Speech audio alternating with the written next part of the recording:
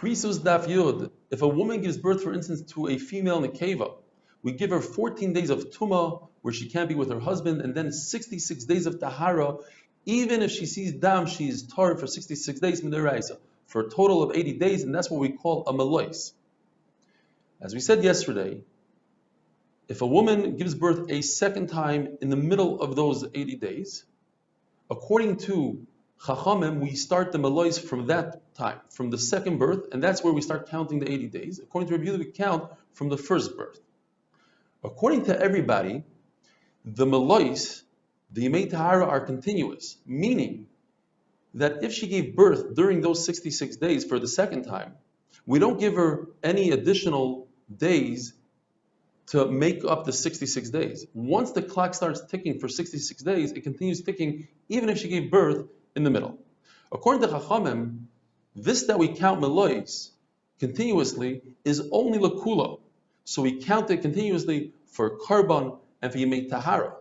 But what happens in a case where the first melois is longer than the second melois? According to Chachamim, we're going to go by the longer one. What's the example? As you see in the chart, a woman was pregnant with twins, a boy and a girl. She first gave birth to the girl. So for that girl, she gets 80 days. That's her first birth. But the second birth that happened a day later, she only gets 40 days. Since it's a kula, it's more beneficial for her to go with the longer time with the girl. So we give her 80 days, a total of 66 days of tahara.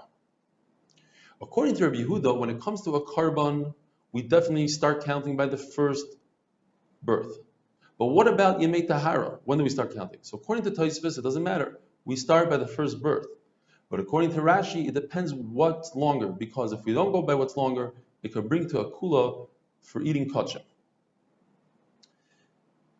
We know that if most of Klal Yisrael was tamei by Pesach, when they were bringing the karban Pesach, then we allow people who are tamei to eat the karban Pesach b'tumah. What kind of tmeim are we talking about? We're only talking about people that are tamei tmei meis. But a zava, a nida, and a yoledes cannot eat. So a yoledes who's at full yom, meaning, let's say again our example, she gave birth to a girl, she's tamei for 14 days. On the 14th day, she went to the mikvah, but she's not tahar until after her 66 days of tahara, until she brings her karban on the 81st day. So those entire 66 days, she's called a Tful Yom, and a Tful Yom, just like a Zav who's a Tful Yom, cannot eat the karban Pesach.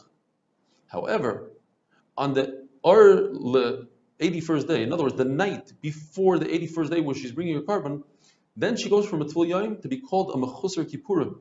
And a Mechusar Kippurim could eat the karban Pesach, and therefore she could eat a karban Pesach just like a Zav who's a Mechusar Kippur could eat a karban Pesach.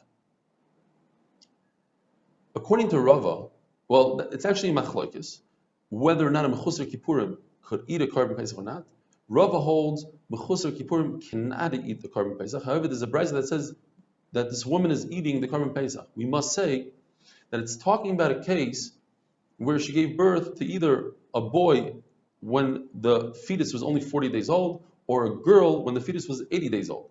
There's a very interesting Rabbi Shmuel who holds that a girl forms after 80 days, where a boy forms after 40 days. Therefore, if she gave birth by 40 and 80 days, respectively, she's not tamei as a yoledes because it hasn't formed yet until the following day. What about the fact that she saw dam when she gave birth? Rava holds, like the Man Domer, who says that it's possible to give birth, a dry birth, without any dam. Says the Mishnah, there are 5 people who bring a karban oila v'yored. Meaning, depending on how wealthy they are, that's the type of karban they're going to bring. The first 3 cases bring the same type of oila v'yored. They are somebody who swears falsely that he doesn't know testimony, shvuas eidos, or shvuas bitu, meaning he swears falsely that he's going to do a specific thing and he doesn't do it. Or tamei mikdash v'kadash, a person who's tamei goes into the Beis Hamikdash b'tuma or eats kachim b'tuma, they bring a karban oila v'yored. That is, that if they are wealthy, they bring either a sheep or a goat. But if they're poor, they bring 2 birds instead of the 1 sheep. That's 2 instead of 1. And if they're extremely poor, dali dalos, they bring a mincha, and we're going to describe what that is. A woman who gives birth always brings, no matter how wealthy she is, always brings 1 sheep as an asham. If she's wealthy, she brings a second sheep as an oila, and if she's poor, she brings one bird as an oila. So that means it's one instead of one bird instead of one sheep. A Metzora brings two birds if he's poor instead of the two sheep if he's wealthy. How much is the Asiris Ha'efa? It means that you have to bring at least one pruta worth, because the Torah says by a ram who's 2 years old that it's worth 2 slime. Meaning, we learn from there that if somebody says he'll bring 1 seller worth, he's referring to a sheep that's 1 year old. And we know that a woman who brings a bird instead of a sheep,